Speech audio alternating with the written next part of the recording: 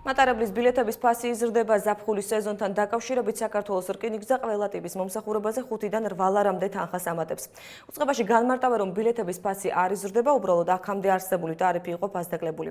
ფაქტია, რომ მოქალაქეებს მომდევნო 2 თვის განმავლობაში კურორტზე ჩამოსასვლელად ან უკან გასამგზავრებლად იმაზე მეტი თანხის გადახდა მოუწევთ, ვიდრე ფასდაკლებამდე იყო. შესაბამება თუ არა საქართველოს რკინიგზის მიერ დაწესებული ტარიფები მომსახურებას, მგზავრების შეფასებები ნახეთ რეპორტაჟში.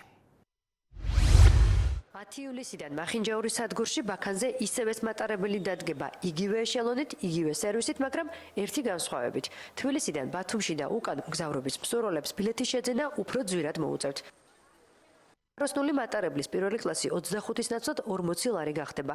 მეორე კლასით 18-დან 23 ლარი ეღირება. რაც შეეხება ეგრეთ წოდებულ ღამის მატარებელს, რბილი ვაგონის ეგრეთ წოდებული SOS ფასი 40-ის ნაცვლად 48 ლარი გახდება. კუპირებულის კი 5 ლარით გაძვირდება და მისი ღირებულება 28 ლარი გახდება. დღეს თბილისიდან ჩამოსული მგზავრები ამბობდნენ, რომ ამ ეტაპზე სერვისი ბილეთის ღირებულების ადეკვატურია. თუმცა ტარიფის გაზრდის შემთხვევაში მომსახურების პირობები აუცილებლად უნდა შეიცვალოს. მგზავრების ნაწილი კი ფიქრობს, რომ ბილეთის არსებული ფასით საკმაოდ მაღალია.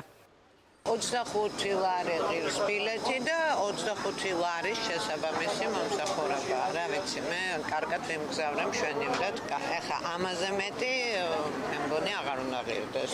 ან უკეთესი მომსახურება უნდა იყოს. ეს ფასები შედარებით მაღალია, ამიტომ არ არის შესაბამისი ასე რომ ვთქვათ, არც ვაგონები არ იყო პლასკარტი ჰქონდათ, რომელიც ამოღებულია ამჯერად მხოლოდ კუპეზეა გადასული და მე ვფიქრობ, რომ ვაგონების დამატება ეს და გაძვირება ამით მე ვფიქრობ ხელს არ აწყობს არც ერთ მგზავრს.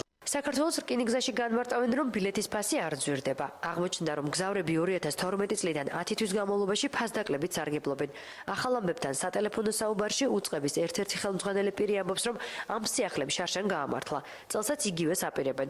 მგზავრთა ნაკადის ზრდის პარალელურად საქართველოს რკინიგზა უფრო მეტი მოგებისთვის ბილეთის ფასს ზრდის და 2010 წელს დადგენილ ტარიფს 2 თვით აამოქმედებს. ანუ ფასები ძალიან დიდი ხანია ჩვენ არ შეგვიძლია. ხოლო 15 სექტემბრიდან 9 ივლისის ჩათვლით მოქმედებს ფასდაკლება.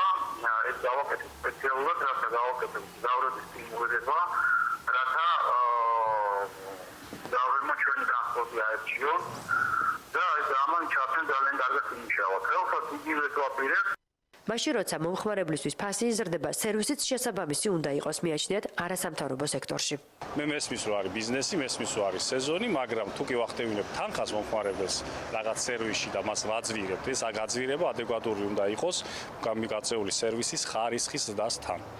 რკინიგზის მომსახურების სერვისი მგზავრისთვის არ გაუმჯობესდება. საქართველოს რკინიგზა მხოლოდ ვაგონებს დაამატებს, რადგან ტურისტულ სეზონზე მგზავრთა ნაკადი ორმაგდება.